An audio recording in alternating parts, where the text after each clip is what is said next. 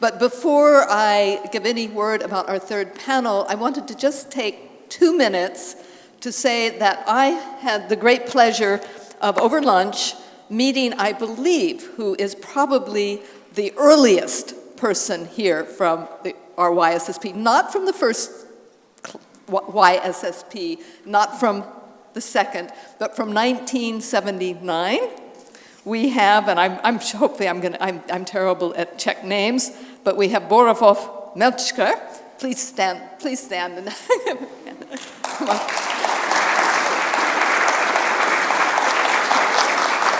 Welcome down.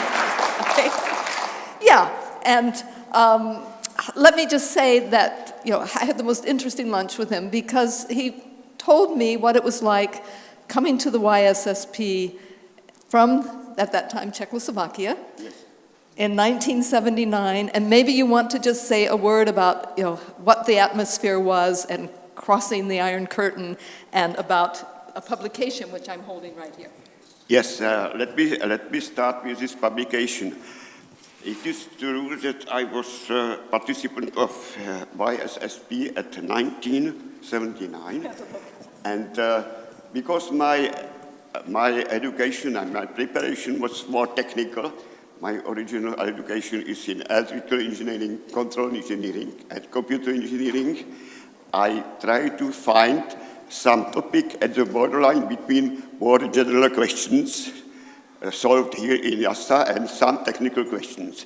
And this report, published 2 years later, has the title Non-Procedural Communication Between Users and Application Software. And I have read it once again. Everything is there is true. But something is used in another way. For example, two-dimensional navigation at the screen is done by mouse. At that time, no mouses in this sense exist. The mouse, the mouse. You also use the mouse for input media for a computer. Yeah. Not the Mickey Mouse. And as has been already said, I had 3 or 4 different ideas about my participation. First of all, it was my first trip behind the Iron Curtain from former Czechoslovakia. The second one was to work in international environment. Nevertheless, the official language is in English. There are many different English. Because everybody of phonetics or in English of everybody of us is influenced by his or her, our native language. And for non-native speaker, it's sometimes a problem to understand these differences. The next one was some course during this my stay was public speaking workshop. Maybe somebody remember something like. It was headed by Robert Fall. Right. Yes, I am using some ideas until now.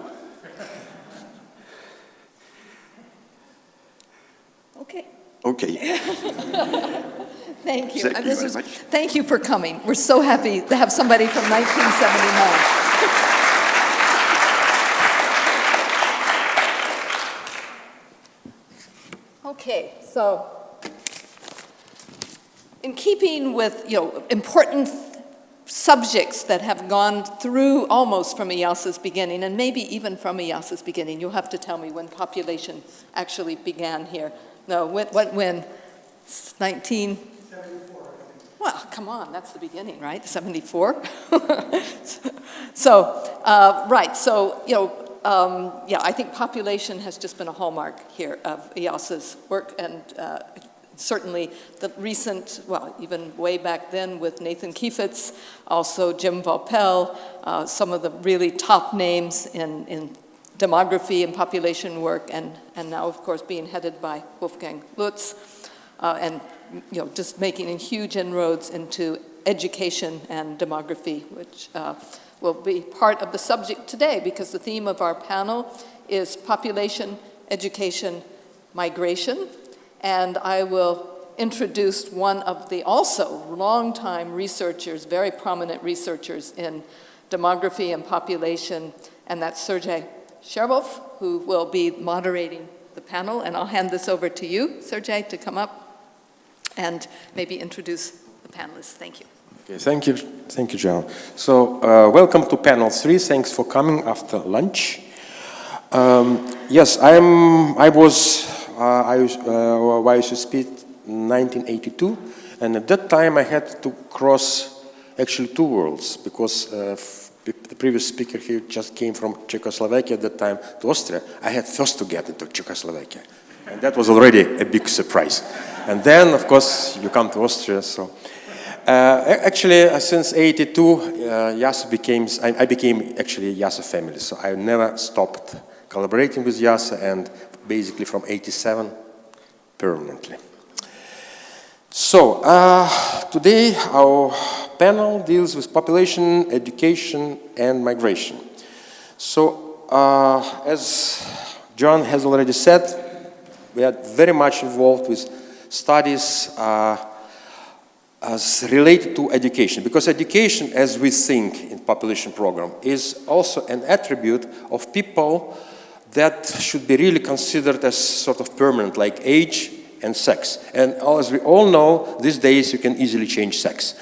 But with education, I mean, sometimes it's more difficult to change what you know, unless dementia, Alzheimer.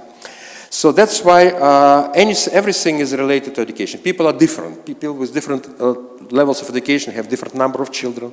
Their life expectancy is different. Even their strengths is different. People at age 60 having higher education are stronger than people with low education.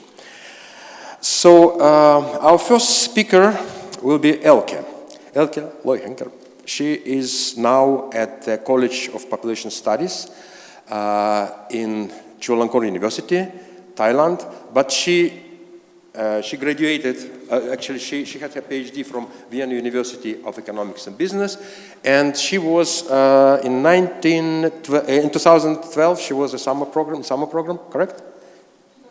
Oh, sorry, 2009, sorry, 2009. She had her PhD in 2012, and she was, of course, involved in this population program. And she's still involved in this population program, but now we sort of, delegated her for a while to Chulalongkorn University. So, Elke, the floor is yours.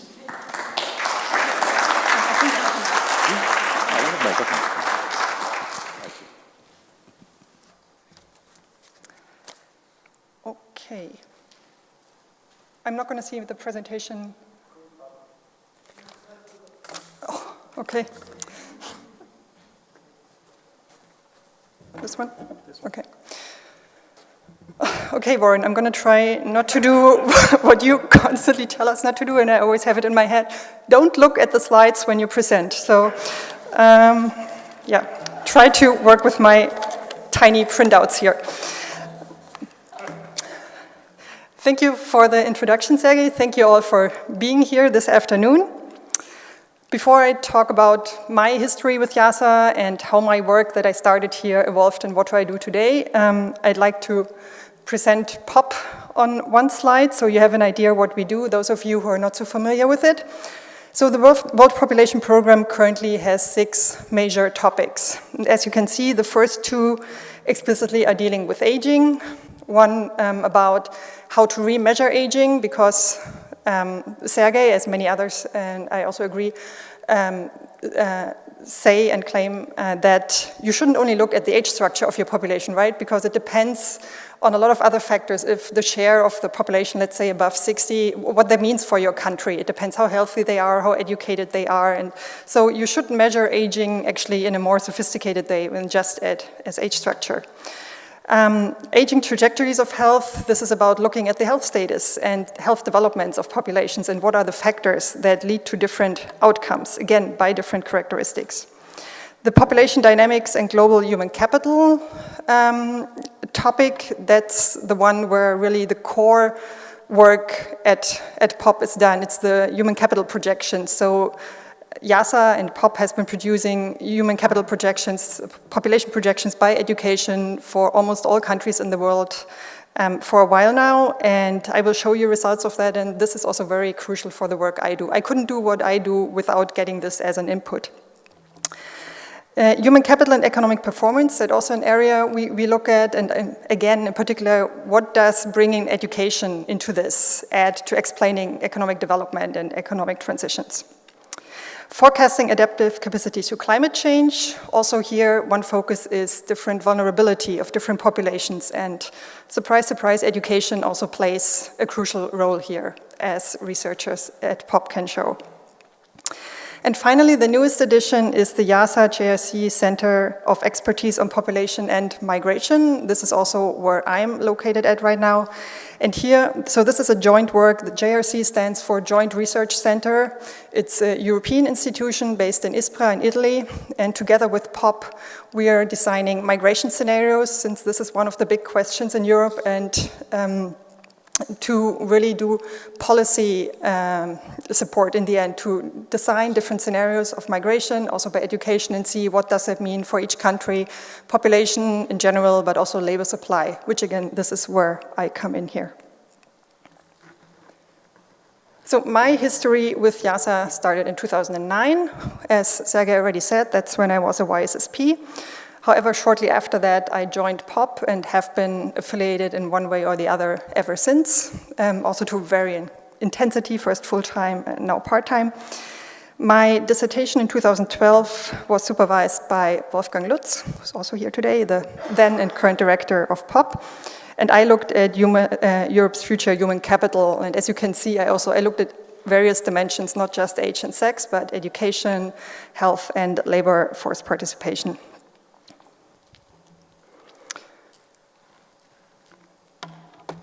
So my current research interests are still very much linked to what I started back then, which is labor supply in aging societies. And linked to that, also easy bridge is looking also at measuring population aging and its consequences, again, in more sophisticated ways than just looking at age structure, but looking also at spending, at consumption, at savings, for example, also at cognitive abilities, a lot of other aspects that are related to aging. Health and aging, kind of comes naturally too, looking at particularly people between age 50 and 70, where we always, or in Europe particularly, you talk about extending retirement ages.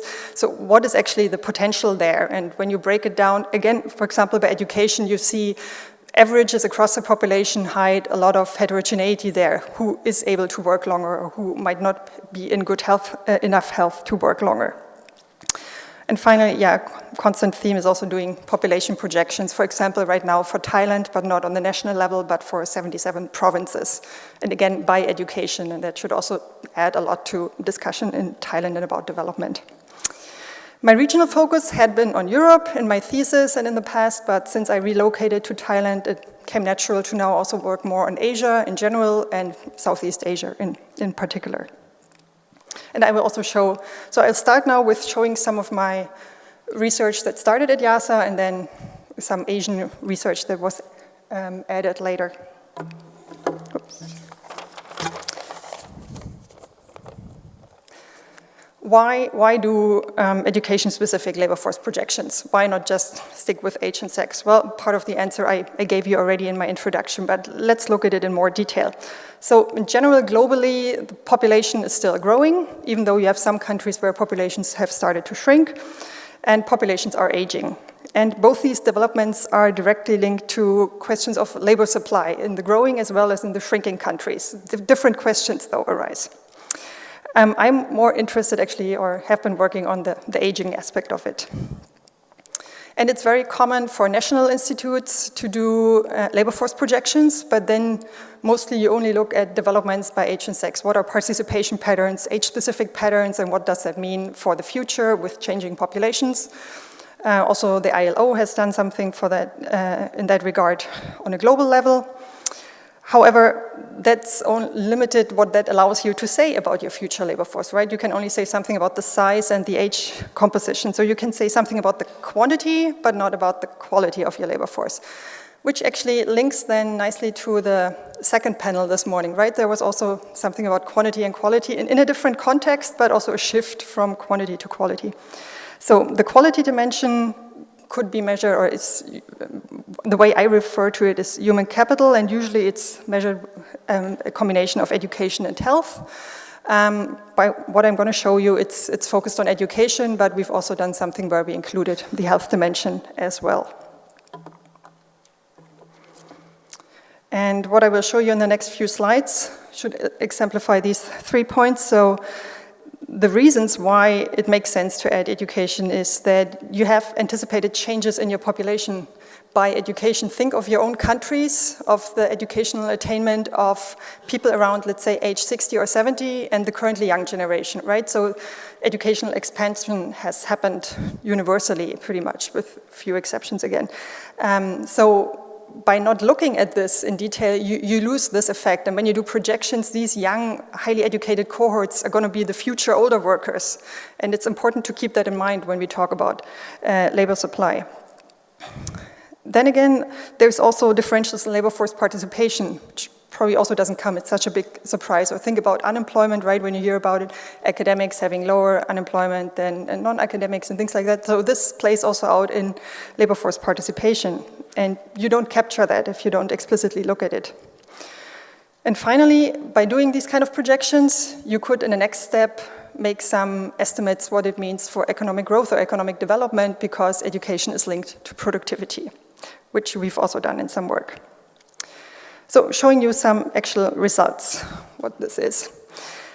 These are labor force participation profiles by age and sex, on the left side for men, on the right side for women. The ones that are usually shown and that you probably also have seen, this typical inverse U-shape. For women, it's slightly lower than for men.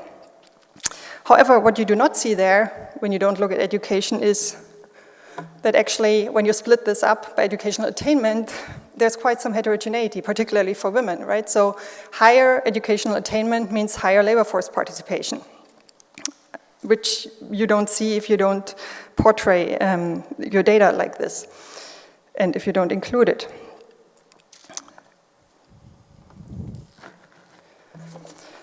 So making use of the population projections that are being done at POP, the education-specific ones, and these profiles by education for each country in Europe, I could do, and thinking of scenarios, how could labor supply develop in the future, I could actually project for all of Europe the future labor force. So I'm showing the aggregate results, but underlying are 26 individual countries that got combined together. Let me explain what you see here. Each line shows you a different path of total labor supply in Europe. So in 2008, labor supply was 237.8 million. And if the participation stays at this pattern that I just showed you before, the HA-specific ones that doesn't change, only the population ages, you see, does it have a pointer? Or?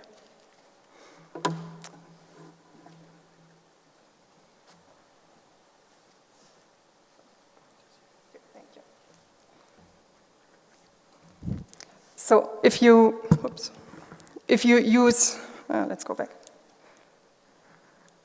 If you use these profiles, you end up with this projected labor supply for all of Europe, which would mean a significant decline. However, if you include the education dimension and just use these, this automatically would give you a slightly larger labor force. What means slightly? It's actually 4% larger. So by not really changing your assumptions or anything, but just capturing this heterogeneity, your outcome changes. However, what you also see is it's not going to change the story, right? So labor supply is declining no matter what if things don't change, if older workers don't participate to a higher degree, if female participation doesn't increase. At the other extreme, there's a scenario called benchmark scenario, which is designed in such a way that the participation rates of Sweden are taken as the benchmark. And Sweden is often mentioned as the role model because female participation is higher there due to high gender equality. People retire later. So if in every country you reached participation levels of Sweden in 2008, in each country in 2053, which is really a long horizon, you would actually not see any decline in the labor force. Again, you have a small difference if you do consider this education, but the difference really makes it if you do change your participation patterns or not. And then there's one scenario in between where we don't touch participation of the elderly explicitly, just if female participation increased. Needless to say, everything I show you up there, the future will not look exactly like any of these scenarios. But the point is with these what-if scenarios to show you the leverage and to get an idea what is possible and what happens if the status quo persists. And also, yes, for some countries, becoming Sweden would mean tremendous efforts, right? Because they have very specific policies and things also didn't happen overnight there. That's over cohorts, things are changing. But countries could potentially reach that if they wanted, and also taking their own cultural and normative values and everything into account, end up there. Okay, this was purely about size. Let me show you one slide about the composition of the labor force. So now it's also possible to say something, not just how many people you have, but what is their likely educational attainment. Looking at the,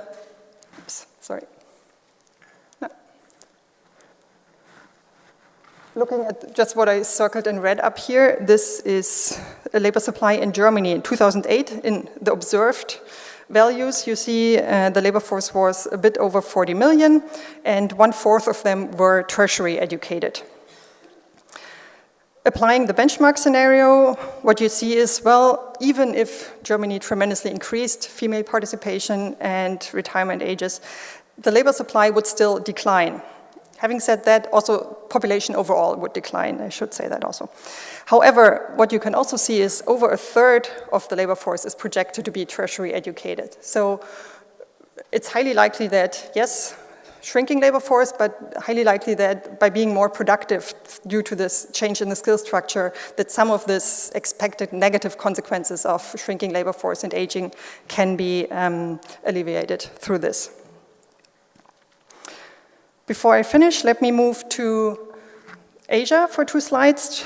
So my PhD and what I did here initially was based on Europe. And now being in Asia, it's really interesting that many countries there are aging as well. And a lot of them, it's known. So Japan, everybody knows that Japan is among the oldest countries in the world. However, also Singapore, Hong Kong, and Korea are aging rapidly, very low fertility. At the same time, low female labor force participation and rapid educational expansion in the past, which gives you a very nice setting to look at these things as well. And these are projections for Korea done here at YASA. On the left side, you see the pyramid. But not just by age and sex. I'm sure all of you have seen population pyramids, right? But additionally broken down by education. And the darkest area means those people have post-secondary education, secondary, primary, or no education. And you see a big discrepancy between the older population and the younger cohorts, where the majority has already post-secondary education. You can project this to 2050 with quite some certainty, particularly among those over age 35 who finished education, and you see, well, your population, yes, it's going to be much older, but also the education structure is going to be very different. And again, if you consider this in labor force projections, you can show an example in Korea that in 2010, so what you see here is the composition of the labor force by education and sex. In 2010, the majority of the labor force still had at most secondary education, and it was also mostly male. Assuming that female participation increases and these built-in changes in the education structure, you can see that in the future, the share at most secondary is going to decline. Post-secondary is going to increase tremendously if female participation increases. If it doesn't, well, then you would have to take out slices here, right? So all of your leverage here really comes by allowing highly educated women to participate more in the labor force. And of course, I'm not saying they have to, or it's not about forcing anybody, but these countries are talking about labor shortages. And then they quickly talk about immigration. But due to their cultural settings and the norms that persist, of the labor market and also family norms, yeah, they have a huge potential they could potentially tap into. Thank you very much for your attention.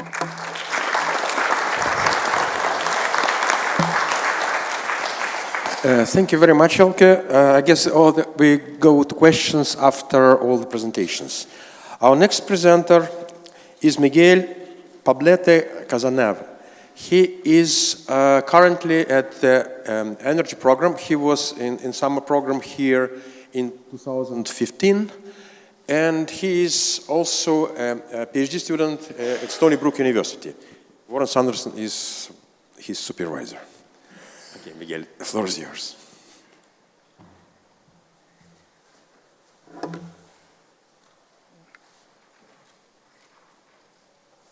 Okay, thank you so much for inviting me, and I'm very glad to be here.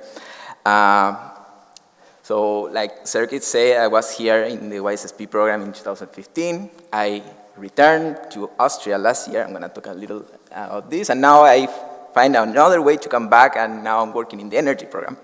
And you will wonder, like, how I can make all these changes is, I think it comes from the kind of work I'm doing.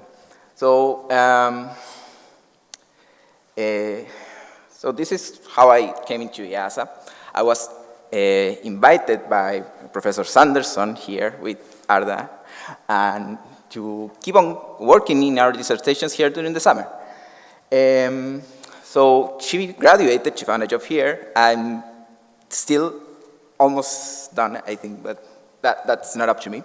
So I'm still a PhD candidate, but I'm gonna work in the I'm working in the energy program as a research assistant. And like I said, last year I worked here in VID, which is part of the Vision Science Center for Demography and Global Human Capital, which is a kind of an umbrella institution that joins all the main demography centers that we have here in Vienna, and they're all like led by the same people here. So what do? I do economic models of behavior. So I started working on retirement, but then I moved into labor supply, and now energy access. These are all choices, okay? So in the end, what we have is, when we're doing analysis of economic issues, we have people that are making decisions.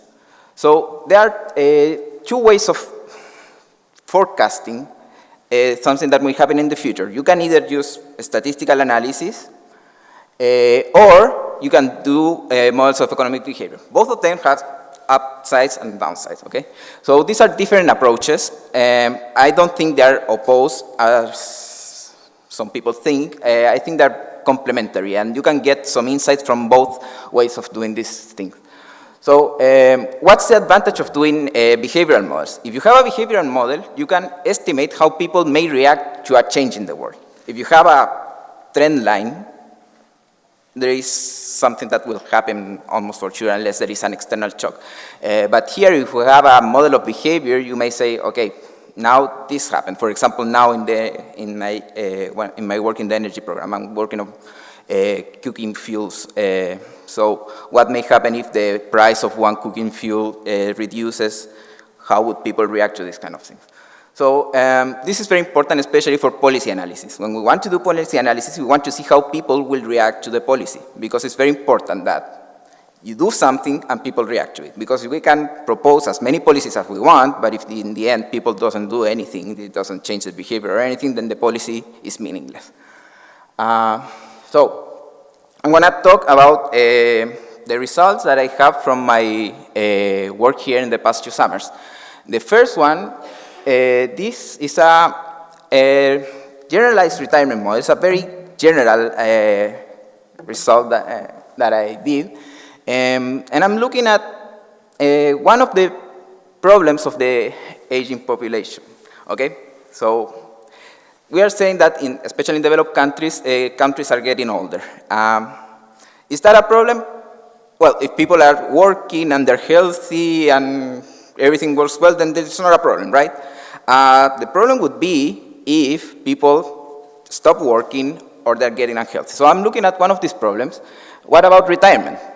So we're saying that life expectancy is increasing, right? So what should people do? And this is where the economic model comes and say that, well, if people are taking a decision consciously, they think, okay, if I'm going to live longer, I may have to work a little more, save more money, whatever. Okay, so, but there are other things that matter here, and this is where you have to be very careful. You have to put a constraint here, okay? So people doesn't take the decision based only on what they want. There are also some external things that make you take a decision. In this case, pension systems, okay? Retirement is kind of an artificial problem. Probably people wouldn't retire if there was no pension system. So there are two types of pension system in gross terms. One is a defined contribution system, which is people, while they're working, they save a defined amount of money from their wages in a fund, and when they retire, they get something that is consistent to what they save. The other, and this is not very used as a public system. There are few countries that take this policy, but most of the countries have defined benefit, which is a system that will look at your history of wages. I will tell you, okay, you will get a certain percentage of how much you were earning before. Assuming these two pension systems, very stylized, I did projections about how would people would react in terms of their retirement if they start living longer, right? So if someone is living if people, let's say when they reach age 65, they live 10 years, they expect to live 10 years more, they should react differently in terms of retirement and if they think that they will live 20 years more, right? So I'm here, this is where I'm also taking something very interesting from the research here in IASA, redefining age, okay? So we think that age is something that starts when you were born and so on, okay? But remember, lifetime has 2 points, okay? If one point is increasing, then this thing is different. So if you think that you will live 60 years old, 30 years old is the midway of your life. If you think you're going to live 90, then 30 is kind of still early in your life. Okay, so prospective age was created to tackle this aging from a different perspective, looking at life expectancy instead of how much you have lived so far. And this is interesting because I'm going to show you something. I'm going to show you a lot of graphs, but I want you to follow the trend, okay? So if I think that people will live longer, people will start retiring much later, right? So I did this forecast of retirement age for, these are the G7 countries, and assuming the increase in life expectancy that are expected from, these were from the, I don't remember, for the, so we're expecting that people will retire much later. And you would say like, well, people doesn't want to work forever, right? Yeah, so what happens if we look at this from the other side, okay? If we look at this in terms of prospective age, well, actually, retirement age is just slightly increasing. What does it mean? It means that if you look at how much people are expected to live in the future, then this is kind of balancing out, okay? People are retiring later in terms of conventional age, but since people are living longer, then actually the increase in retirement is very subtle. So it's not that much of a problem if we look at this. So all these catastrophic stories about problems with aging and labor and dependency ratios, it means that the number of people that are retired that have to be supported by the people that are not retired, look very different if we look at the story from this side. What happened here? So, okay, so I'm waiting a little. Okay, so this is what I said. You see, individuals are actually taking, I mean, optimizing is kind of a very strong word, right? It means that individuals are reacting to what is expected, okay? If you think that you will live longer, you may want to retire later, okay? But if you look at this in terms of how much you are expected to live, then this increase is just minor. Okay, and this is the important thing. That was a very stylized model. But in reality, pension systems are much more complicated, okay? So people is kind of forced to retire at certain ages. So, for example, in terms of the US Social Security system, for example, this was set up in the 1930s with a very different life expectancy. They were said, okay, people should retire at 65, and they created the system in such a way that people is kind of forced to retire at 65. It's not a complete choice of the individual. So there are many constraints about the pension system that will decide that will help you decide when you will retire, and that is regardless of what system you have. So you have to look at life expectancy, the system, and also at the history of what happened during your lifetime. Okay, so here I have now a more complete labor force supply during lifetime for individuals. This is what I worked on last year. And here I have a more disaggregated level, so I have difference by education, sex, and to create different labor profiles and see, again, what will happen in terms of retirement. So what is important here that your wage increases not with age, but as you work more, right?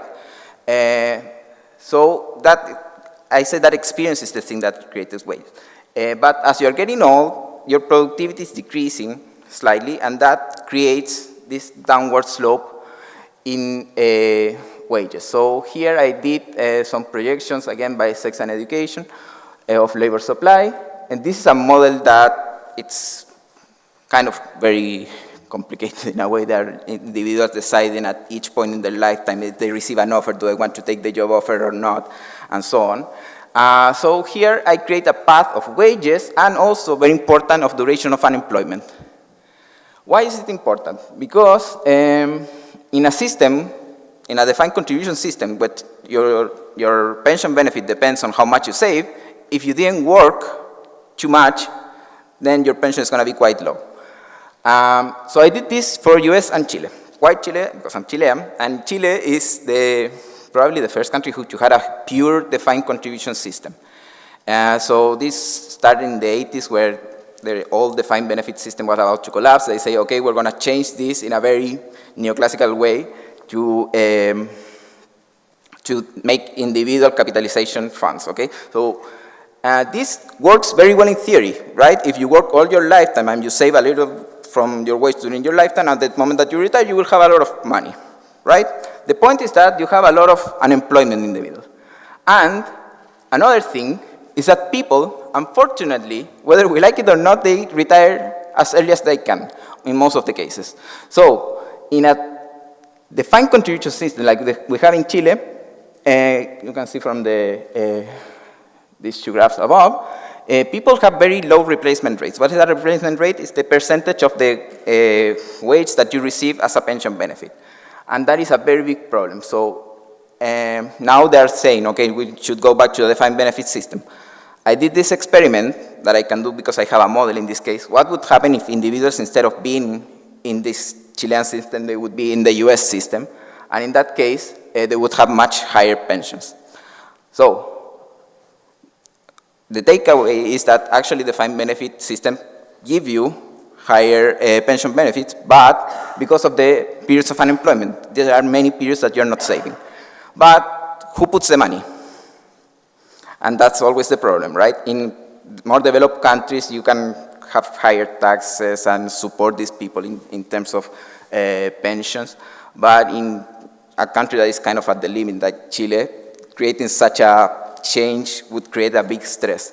So that's always the thing that we should think when we're doing all our policies and all our analysis. There is always a trade-off. What do we want? What weighs more? So that's what I did during these 2 summers. Thank you so much.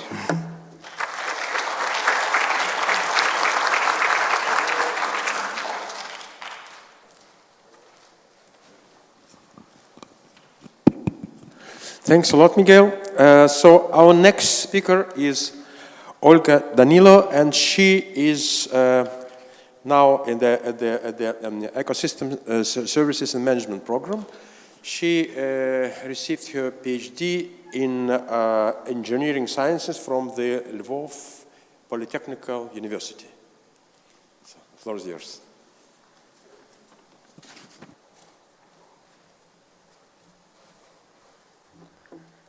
Where is the pointer?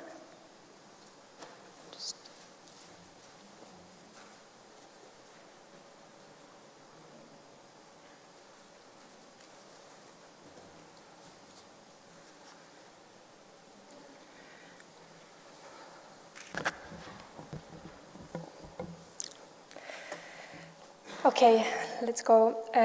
My name is Olga Danilo, and I will be talking about population, but from completely different angle. You were talking about education, aging, other things, and in my presentation I will be talking about the crowdsourcing and citizen science for helping those who are affected of the disaster in different parts of the world.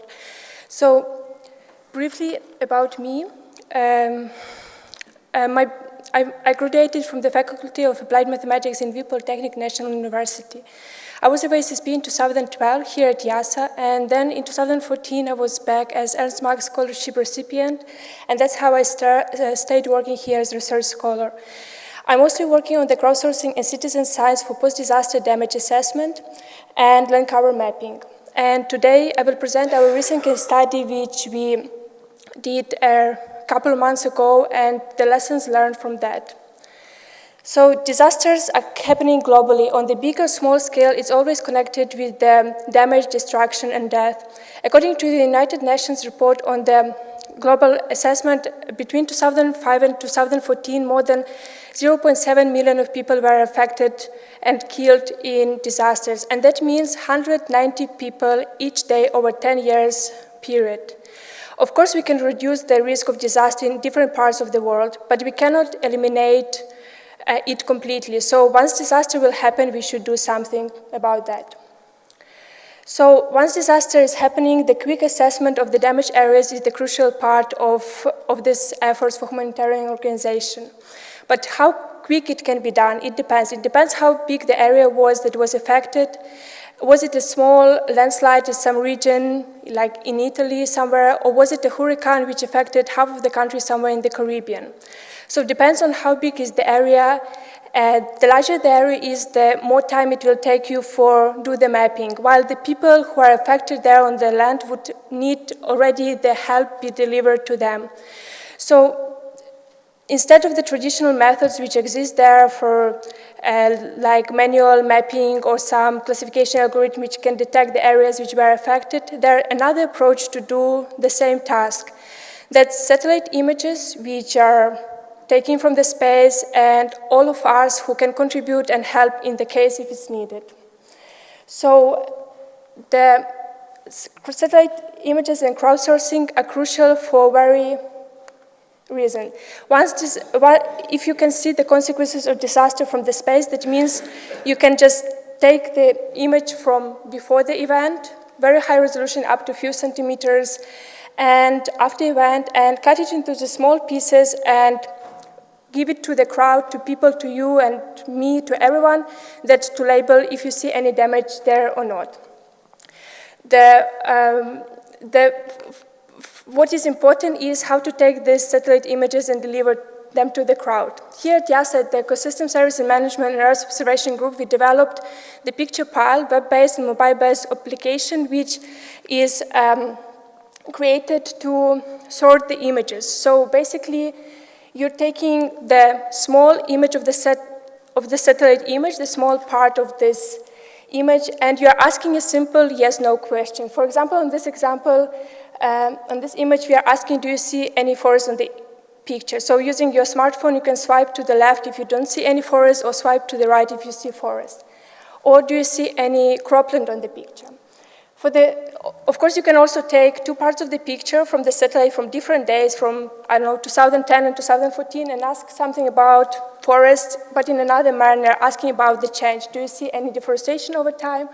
Or what we did for the case of Hurricane Matthew in Haiti, do you see any damage on the picture before and after. So the key feature of the application, the natural reaction of the human is to help. And when disaster happens, there's so many people that want somehow to contribute, they want to help. But not always there is a mean to somehow to contribute to joint efforts. And by applying this approach, we can produce maps with the high certainty. I'll go back. By using microtasking, the smartphones and tablets, we can go through the areas of the damage very quickly and do access with the high level of certainty. The output would be the map of damage, if there is damage or not, which will be used of the humanitarian organization. And it will raise the citizen awareness of the event that happened, so you would feel and you will really contribute to the joint efforts. Just to know that we are prepared for the next disaster, and to know that in the case if something happened, that the whole workflow and develop approach will work. We took the images from the Hurricane Matthew event, the pre-disaster and post-disaster event. This is the area, the Hurricane Matthew, which hit Haiti very badly in September 2016. So we basically took the image before the event happened and after, cut it into small pieces and ran the campaign where anyone from the crowdsourcing could download the application and do the validations. So we produced this map with the different level of damage area, likely damage area, and unknown areas.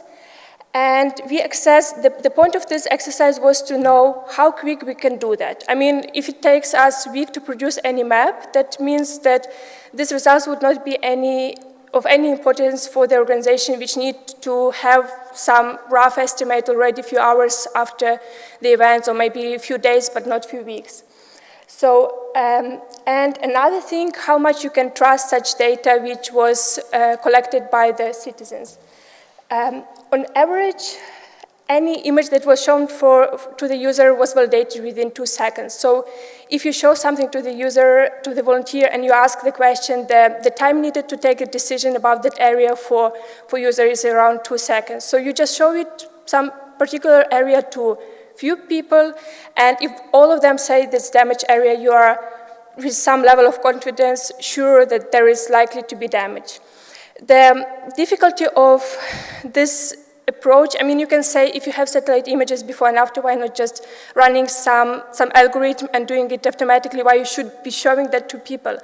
But I mean, it depends what kind of disaster happened and what are the consequences. Something what is very easily to detect from satellite images, but some structures like, let's say, for the case of hurricane, you are more interested if the houses was destroyed completely or there's only roof which missing, because that means you would need to respond to those areas which affected the most heavily, and that's something what would be difficult it would take time for you to train the classifier to do the classification correctly, while the human, while ask specific questions, do you see building completely destroyed, can simply ask yes and no, and you can do it very quickly.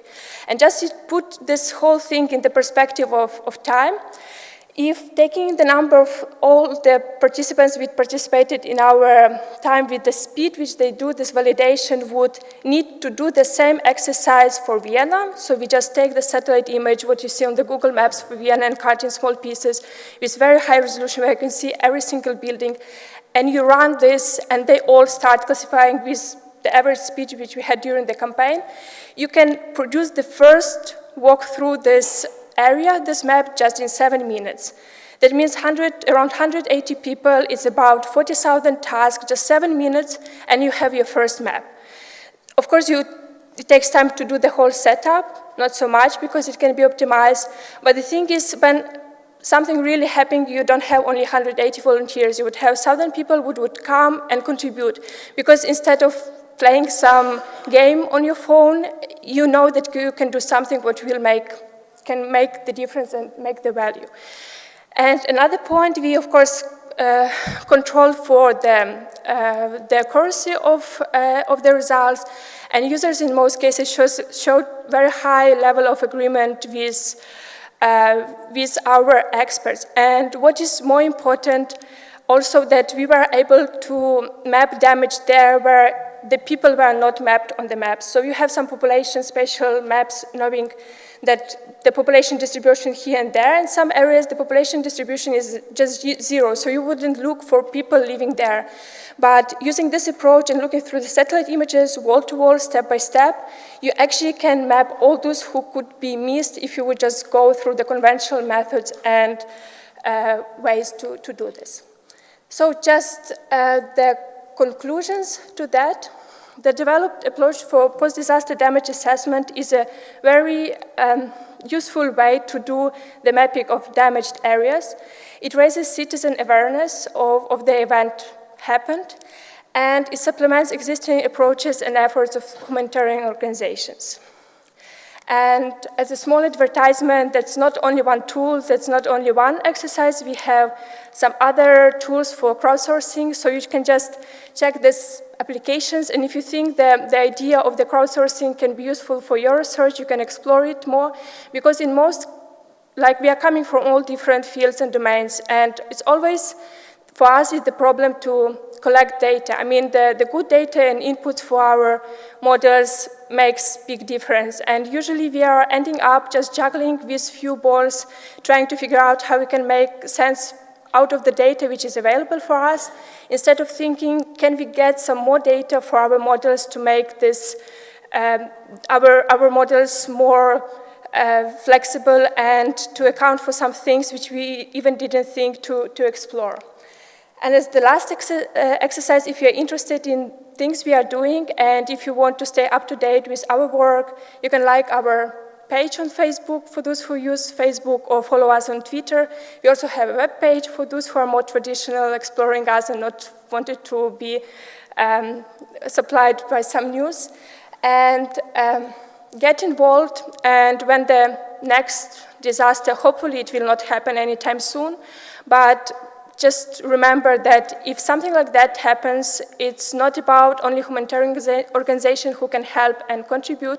It's everyone from us who can do our small contributions, which will be a valuable contribution into the joint efforts. Thank you. Thank you, and thank you, Olga, very much for your very interesting presentation. Disasters from the helper perspective. I just want to say that actually we had also at IIASA another project where we were dealing with disasters from a personal perspective. We looked how education affects adaptation to disasters. And actually, of course, it's clear that people with high education are much better adapting. Now, I would suggest that all presenters come here, and we have now taking into account some delay, maybe 10-15 minutes for questions and answers. Okay.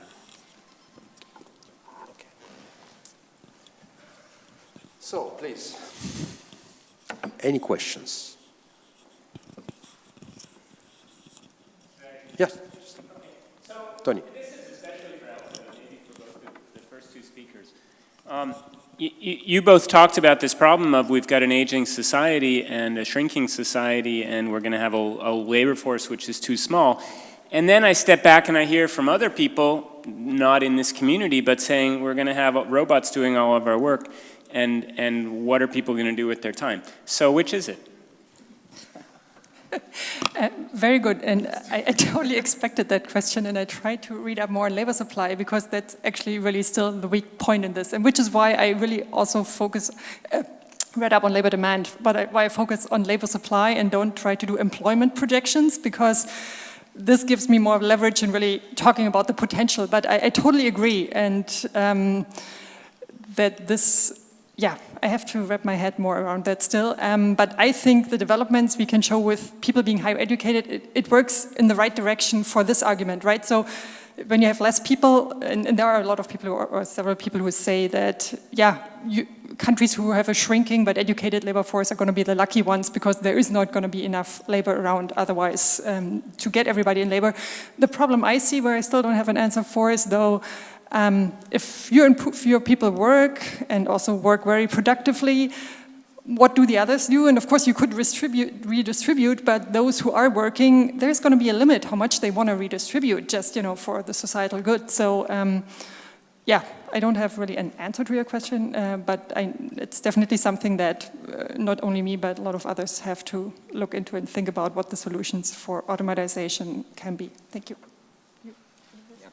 Actually, it was also the first question I received when I showed this at Stony Brook. It's a hard thing to answer, honestly. One could hope, actually, depending on what you think, that this would be like the Industrial Revolution. I mean, at the beginning of the Standard Revolution, a lot of people said, oh, we're all going to lose our jobs, whatever, and then people just adapted and moved to something else. So, I don't know, human beings are very resilient. They will find a way to find a job. So they will somehow reinvent themselves, and as long as they're healthy, as long as they're capable, and as long as they keep on being smart and clever, then I don't think it's going to be really a super big problem. Can I, one thing I read, I'm not sure about the year the person said, but somebody at the World Economic Forum said, 2030, I think, 2/3 of the jobs that we're going to see then, nobody knows about anything at this point yet. And, well, I don't know which year it's going to be, but I think there's some truth in that we really don't know yet how things are going to develop. And there is going to be adaptation in ways that it's hard to anticipate. Yeah, thank you. Yeah, thank you very much for 3 very interesting and all very clearly presented inputs. I really enjoyed listening. I have one question for Miguel. At IIASA, we are talking a lot these days about incorporating human behavior in forecast models. And of course, that's in general, a really big, complex task. And I think there is maybe some naivety out there about how much that will improve predictions, but it's worth trying. So I really appreciated your efforts in this regard. As you know, we are confronted with more and more evidence that humans are not behaving rationally, and if they are behaving rationally, maybe even then they are not just utility maximizing or benefit maximizing. So I wanted to ask you, what is the evidence in your area for this so-called bounded rationality, and could you think in the nearer future to incorporate it? Yeah, it's working, yeah. I also don't agree with the idea that all individuals are rational and utility maximizers. That doesn't mean that, and this is kind of the interesting thing and kind of the takeaway, and I think a little misunderstood about economic theory. We're not assuming that all individuals are acting rationally, but on average, whatever that means, humans don't tend to make so much mistakes. So if we are looking at that, that's fine. Now, for example, the second model I presented there is a lot of heterogeneity there. There are a lot of things that are happening in the middle. I just show one curve, okay? But there is a very big distribution, very different things going on in the middle. So I think it depends on how much you want to add in terms of heterogeneity. But also, again, there is a trade-off. If you add more heterogeneity, less rationality, you kind of lose the forecasting power, you kind of lose the behavioral aspect. So I think this is just a tool to kind of assess how people may react. I think from what I've seen, and I mean, for example, in that model, I'm comparing what actually happened. And on average, this works quite well. But still, it's something very important, and really, I don't think anyone should really go home thinking that individuals are maximizing perfectly during their lifetime. That's a lie, okay? But it's just a tool that we're using to try to estimate how people may react. I think that's the takeaway of this. Well, I have 2 questions for Elker and one for Miguel. The first one is, what about fertility rate in your models? Because as far as I know, the higher is education, the lower is fertility rate, so it's interesting. And the second question is, what about how to measure the quality of labor force? Because, for example, in Russia, education level means almost nothing, because 9 from 10 people go to institutes or universities, but after that they work, well, somewhere somewhere, and it's, well, it doesn't strongly correlate with education, unfortunately. And for Miguel, the question is, could you tell something about the competition for jobs in your model? Because as far as I can see, the retirement process, well, can vary. And if new technologies will come to the scene, then the competition rate, the level of competition for jobs will be very high. Thank you very much for your questions. I'm going to start with the second one first. Very crucial point, the quality dimension of the education. And there are, I know this is something we also constantly, when we talk about updating the projections and talk about them, that this should be introduced in some way. So far hasn't been done. So we really have to rely on people's statements about the educational attainment, but it's hard. We haven't attached any, as far as I know, right, Warren, any quality assessment of that education yet. Though, of course, in discussions, yeah, it is mentioned that a tertiary degree in one country can be something very different from another country, but we cannot deal with it in any other way so far. Right, Anne? Would you agree? Yeah.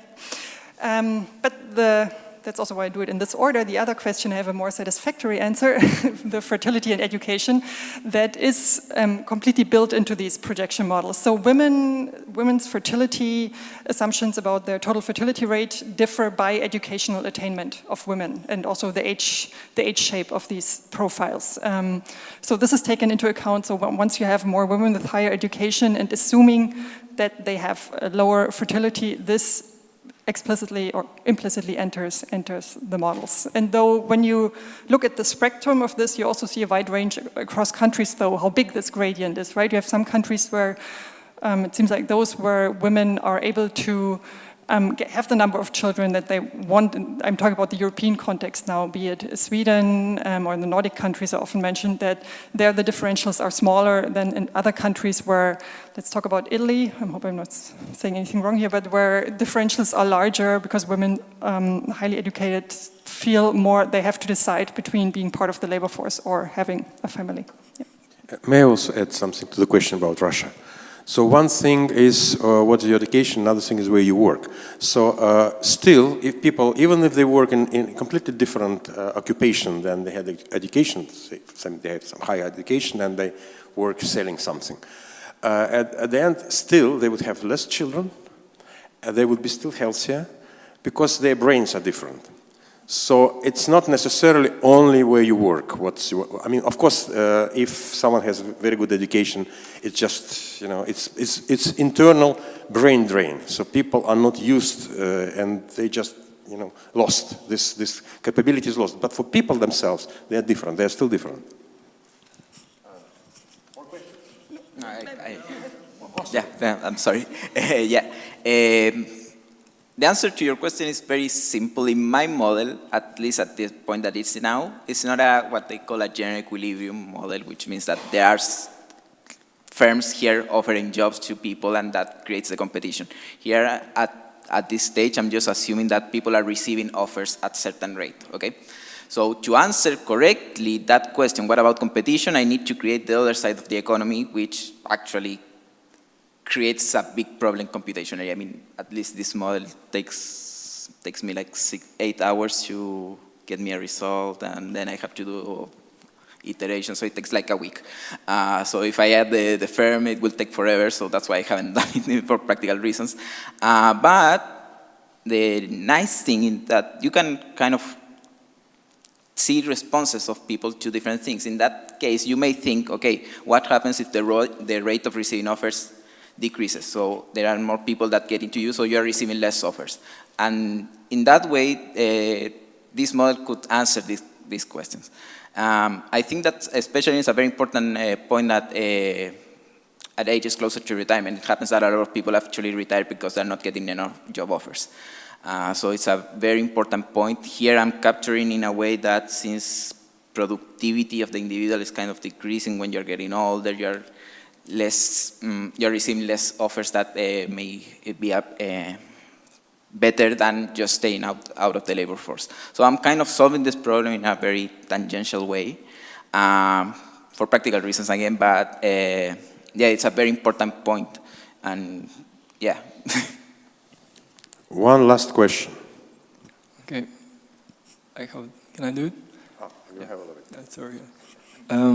Well, very interesting stuff, and many variables that relate to each other in somehow mystical ways, so it seems. But what I take from your example of Sweden is that there's two pathways to sustain labor productivity. One of them is education, the other one is equalizing age access and gender access. But the consequences of those two options are very different, right?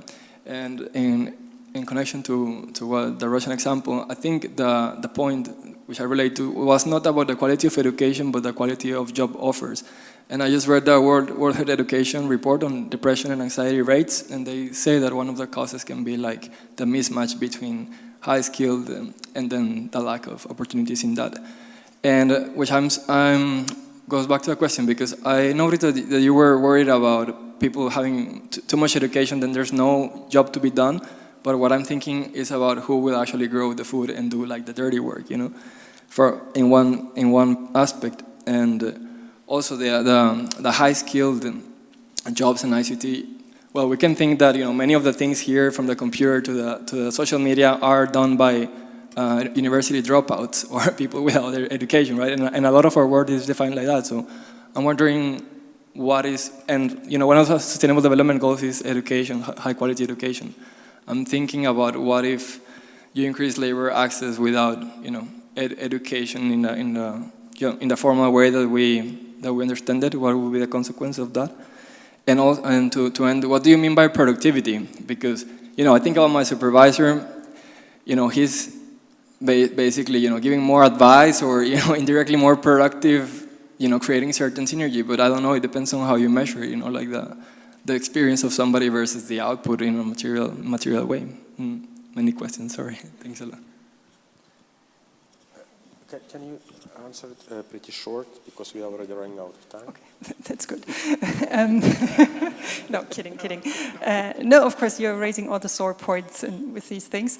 Wait, the last one was about, productivity. Yeah, usually when I talk about it, I'm thinking of, I have to, like an economist, even though I'm not an economist, but returns to education. That's pretty much the way we can look at it, and be it looking at wages or what it means for GDP. Of course, there's other dimensions that it's also linked to health, but things get really complex to measure. So usually when also colleagues do add productivity dimension to this, they take also some differentials in productivity that they attach based on some empirical results to this data and show what the outcome is for that. Mismatch, yes, totally agree. And I mean, what we all see also, that people nowadays need a university degree to do a job that in the past a secondary degree might have been, or vocational degree might have been enough, right? Yes, that's happening, but that's nothing I can explicitly consider or do explicitly consider. What was the last? What was the other one?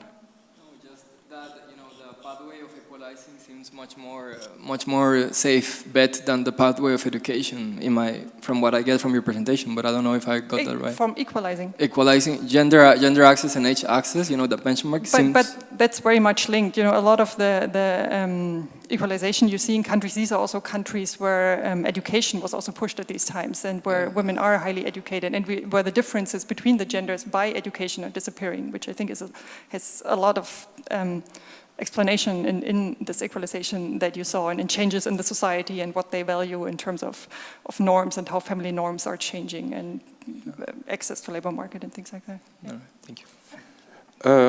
So thank you, everyone. Thank you, our panelists, for wonderful presentations. Thank you, everyone, for participating.